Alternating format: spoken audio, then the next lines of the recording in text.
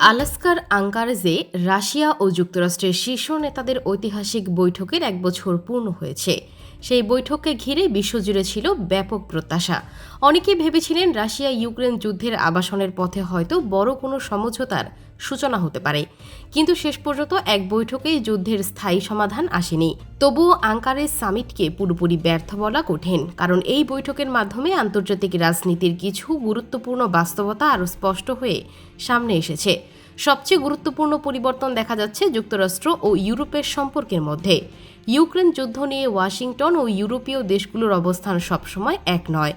যুদ্ধ চালিয়ে যাওয়া, সামরিক সহায়তা এবং রাশিয়ার সঙ্গে ভবিষ্যৎ সম্পর্ক, এসব প্রশ্নে পশ্চিমা জোটের ভেতরে মতপার্থক্য ধীরে ধীরে প্রকাশ্য হচ্ছে। রাশিয়ার জন্য এটি হয়ে উঠেছে সবচেয়ে বড় একটি কৌশলগত সুযোগ। মস্কো দীর্ঘদিন ধরেই বলে আসছে পশ্চিমা বিশ্ব একক ও ঐক্যবদ্ধ শক্তি নয়, বরং ইউক্রেন যুদ্ধ যত দীর্ঘ হচ্ছে ততই পশ্চিমা দেশগুলোর নিজেদের রাজনৈতিক ও অর্থনৈতিক স্বার্থ সামনে চলে আসছে। ওয়াশিংটনও সরাসরি রাশিয়ার সঙ্গে বড় ধরনের সামরিক সংঘাতে জড়াতে চায় না, কারণ রাশিয়া একটি পারমাণবিক শক্তিধর দেশ। ফলে ইউক্রেনকে সমর্থন করার পাশাপাশি সরাসরি সংঘাত এড়িয়ে চলাও যুক্তরাষ্ট্রের জন্য গুরুত্বপূর্ণ হয়ে উঠেছে। অন্যদিকে ইউরোপীয় দেশগুলোর নিরাপত্তা উদ্বেগ আরও বেশি। রাশিয়াকে তারা দীর্ঘমেয়াদী হুমকি হিসেবে দেখছে। ফলে ইউরোপের অনেক দেশ কঠোর অবস্থান ধরে রাখতে চাইলেও যুক্তরাষ্ট্রের নীতির সঙ্গে তাদের সবসময় পুরোপুরি মিল হচ্ছে না। এই পরিস্থিতি রাশিয়াকে একটি গুরুত্বপূর্ণ শিক্ষা দিয়েছে।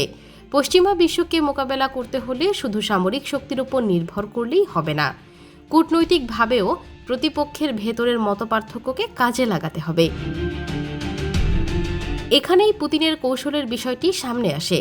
রাশিয়া এখন এমন একটি নীতি অনুসরণ করতে পারে যেখানে একই সঙ্গে যুক্তরাষ্ট্রের সঙ্গে আলোচনা, ইউরোপের সঙ্গে আলাদা কূটনৈতিক যোগাযোগ এবং অন্যান্য শক্তিশালী দেশগুলোর সঙ্গে সম্পর্ক আরও গভীর করা হবে। অর্থাৎ মস্কোর লক্ষ্য শুধু যুদ্ধক্ষেত্রে অবস্থান শক্ত করা নয়, বরং আন্তর্জাতিক রাজনীতির পরিবর্তিত সমীকরণকে নিজের সুবিধায় ব্যবহার করা। আঙ্কারেজ সামিটের আরেকটি গুরুত্বপূর্ণ দিক হলো এটি দেখিয়েছে যুক্তরাষ্ট্রের প্রভাব এখনও বিশাল হলেও সেটি সীমাহীন নয়। ওয়াশিংটন চাইলেই প্রতিটি মিত্রকে নিজের নীতির সঙ্গে একই পথে নিয়ে যেতে পারে না। প্রতিটি দেশের রাজনৈতিক ও অর্থনৈতিক হিসাব রয়েছে, আর এই বাস্তবতায় রাশিয়ার জন্য নতুন সুযোগ তৈরি করছে। তবে এর অর্থ এই নয় যে নেটো ভেঙে যাচ্ছে বা পশ্চিমা জোট রাতারাতি দুর্বল হয়ে পড়েছে, বরং পরিবর্তনটি হচ্ছে ধীরে ধীরে। পুরনো দিনের মতো সবসময় একই অবস্থান নেওয়ার বদলে এখন পশ্চিমা দেশগুলোর মধ্যে নিজেদের স্বার্থকে বেশি গুরুত্ব দেওয়ার প্রবণতা দেখা যাচ্ছে।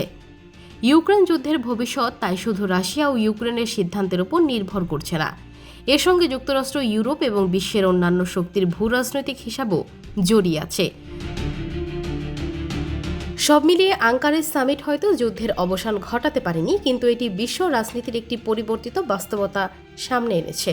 আর সেই বাস্তবতায় পুতিনের জন্য সবচেয়ে বড় সুযোগ হলো পশ্চিমা বিশ্বের ভেতরের মতপার্থক্যকে কাজে লাগিয়ে রাশিয়ার কূটনৈতিক ও কৌশলগত অবস্থান আরও শক্ত করা। তাই প্রশ্ন এখন একটাই, রাশিয়া ইউক্রেন যুদ্ধ যত দীর্ঘ হবে পশ্চিমা জোটের এই দূরত্ব কি আরও বাড়বে, নাকি নতুন কোনো সমঝোতা আবার পুরো সমীকরণ বদলে দেবে?